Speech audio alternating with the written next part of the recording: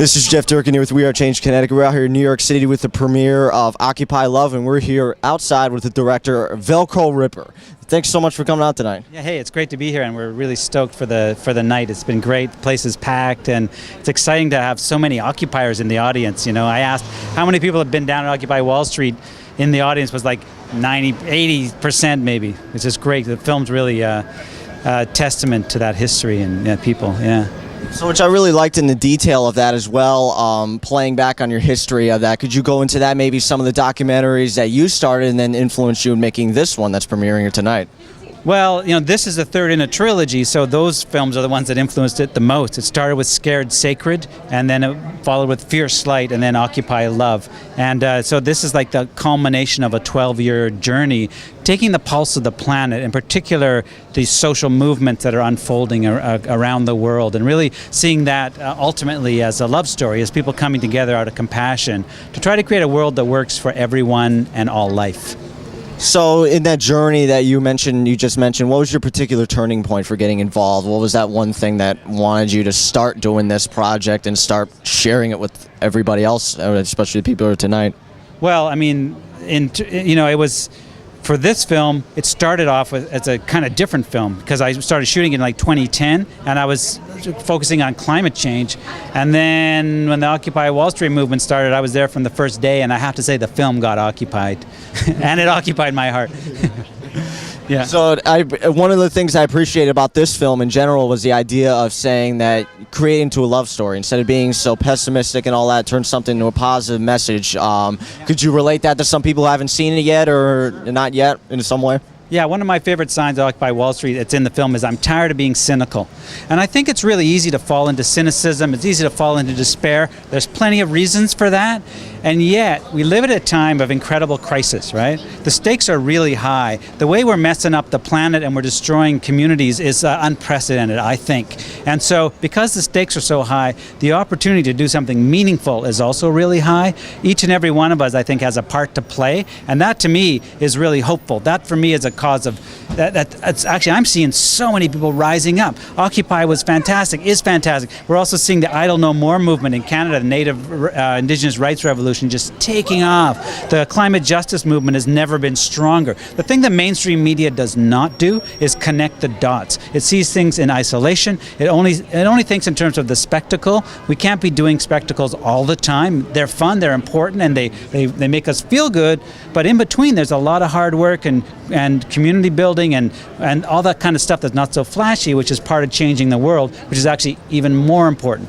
The civil rights movement didn't take place in a year or two. It took a long, long time. All the great movements of time take a long time. And we're not talking about we don't think in terms of quarterly profits like corporations. We think in the long haul about how we're going to make this world a better place.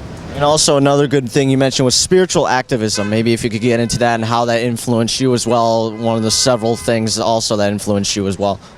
Sure. When I talk about spiritual activism, I mean I'm talking specifically about compassion in action, or what Martin Luther King called love in action. And for me, that's what I'm talking about when I talk about spirituality. I'm not talking about religion. Religion can be a finger pointing to spirituality, but don't get obsessed with the finger. Look at what it's looking at. And for me, what it's pointing to, what spirituality is pointing to, is this idea of love. And for me, that's interconnection, that's interdependence, and it's depth. You know, like we're really obsessed with the head in our culture. Everything comes from the head. We forget about the heart. We don't think the heart's important. I think they're both important. We need to become integral. We need to become integrated and whole. Bring those together. That's why I say spiritual activism, you know, doing and being, love in action, both of those things together. And that's what's going to change the world. Just for people out there, any advice for who maybe want to get involved but don't want to take that final step of getting past the fear aspect, which is what we try to do and all that.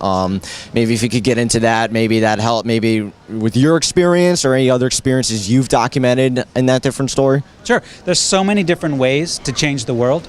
Not everybody is going to want to be on, the front lines or in a combative mode. A lot of people have different ways. I feel the most important thing you can do is find out what your gift is, unwrap it, bring it out into the world, and figure out how that can align with being of service to your community and the planet. Bring those things, two things together: your gifts and the needs of the planet. This time, bring those together. You're going to have the deep source of meaning that's going to propel you and going to make the difference. And I think every one of us has something to offer, and it's unique to each person. And so, bring your gifts out, let them shine, and let's make this world a better place. Just to wrap it up here, most importantly, where can people find the trailer for this, to check it out in the nearest area they are to screen it, and if they want to screen it, just give us all details about that. Sure. Go to occupylove.org and look, and if you want to screen it, you can host a community screening if you want. All over the world, the film's being shown, often in free screenings. It was shown for free, tonight in Istanbul it's showing an outdoor screening at midnight. It showed in Brazil to 1,500 people at the site of Occupy Brazil. And I would love to see like a whole series of free outdoor screenings all summer of the film. So host one, or have a house party in your own home. There's so many different ways to do it. We make it really easy.